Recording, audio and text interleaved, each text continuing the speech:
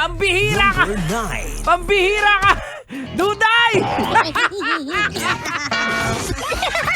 Nakikialam ka na naman. Sabi ko siya, huwag ka magpipindot-pindot dyan eh. Pambihira na naman. Nang agaw ka na naman eh. Pambihira to si Duday oh.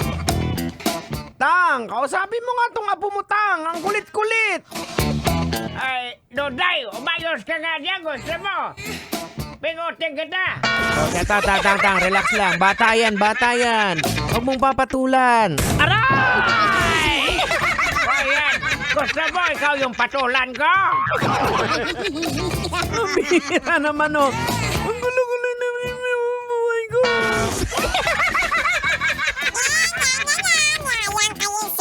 Uncle Diego, masyado kang makulit. Sige, Lolo Tangenyo, banatan mo pa! Ikaw, Duday, pinagbibigyan na kita ha. Tapos ngayon, kukontrahin mo ako ha. Ha? Aragoy! Pinapagalitan mo yung apo ko?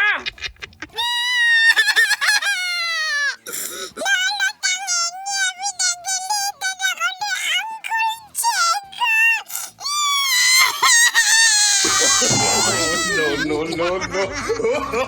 Ayan, nakita mo, umiyak na yung bata.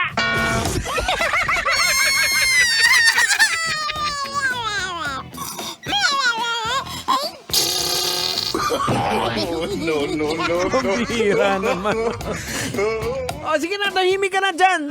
Yung binigay sa akin kanina ni Ten Rivera na chocolate, bigay ko na sa'yo. Okay, tamahimik ka na. Talaga po? Okay, thank you po, Uncle Diego. I love you. Ay, naku mga kabisyo, ang gulo-gulo. So, eto na mga kabisyo, hindi na natin patatagalin to. Pag-usapan na natin to. Masayang masaya. Ang gurong si Teacher Melanie Figueroa mula sa Iligan City dahil ang unang recipient ng kanyang proyektong laptop para sa pangarap ay nagtapos ng kolehiyo sa degree program na Bachelor of Science in Electrical Engineering sa Mindanao State University Iligan Institute of Technology. At ang nakakatuwa po dito mga kabisyo nagtapos po bilang isang cum laude. Wow! Ay naku Tang, logican na natin to Tang. Ay, sige, panatan mo na. Logikan mo na yan. Logican na yan. Alright mga kabisyo, logican na yan! Anong leksyon ang ating mapupulot? Anong aral ang ating madudukot? Boards, isa sa pinakamasarap na bayad ng taong tinulungan mo ang magtagumpay siya sa kanyang larangan, di ba? Pero tandaan din po natin na hindi po lahat ng taong tinutulungan o tutulungan pa lang po natin ay magiging katulad po nito. Kabisyo ang pagtulong, angkol, ang pagtulong kasi dapat mula sa puso yan. Hindi tayo dapat naghihintay ng kapalit. Kaya pag tumulong tayo, hindi lang dapat sa material na bagay. Dapat samahan po natin ang tamang paggabay sa kanila, motibasyon para ma-utilize po nila ng maayos yung mga material na pinaabot nating tulong sa kanila. Marami kasi ang mga tinutulungan pero hindi nagtagumpay. Bakit? Well, the outcome of individuals who receive help but still and yet face challenges or fail in life can be influenced by a different or variety of factors. Isa po sa mga factor na yan ay yung educational gaps. Limited access to education or skills training may hinder individuals from capitalizing yung opportunities for personal and professional development.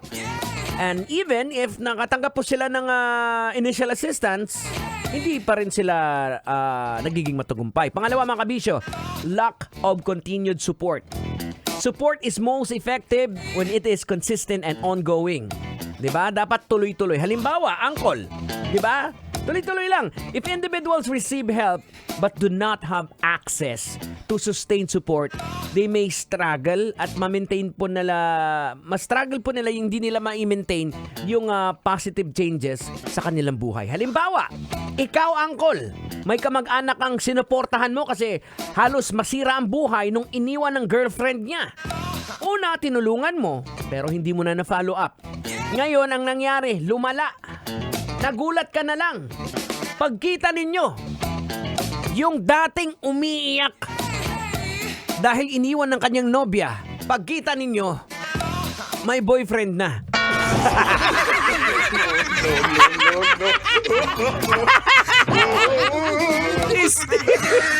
Naging bayot na. Naging makasalanan na tuloy. Ang bihira. Kaya mga kabisyo, importante po pag tumulong po tayo, hindi lang po one time yan. Hindi lang po yung one time, dinulong mo tapos na. Dapat, kumbaga may follow up. Oo, kinakailangan samahan mo. It's a journey for them to be a better person, 'di ba? Kung mapanegosyo man 'yan, hindi yung bigyan mo kapital ka na bahala diyan. Alam natin matutunaw din naman 'yan kung walang gabay. Alright? Well, mga kabisyo, bilis ng oras. Ako po'y magpapaalam na. And bukas nga pala, huwag kakaligtaan ha. Para sa ating Love Radio Top 10 Countdown, ang makakasama po nating banda ay walang ibang kundi ang Grace Note. Wow! So bukas po yan from 11 o'clock until 1 o'clock in the afternoon. Love Radio Top 10 Countdown. Hanggang dito na lang po ako. Maraming salamat. Keep it locking right here on Metro's #1. Sasakyan si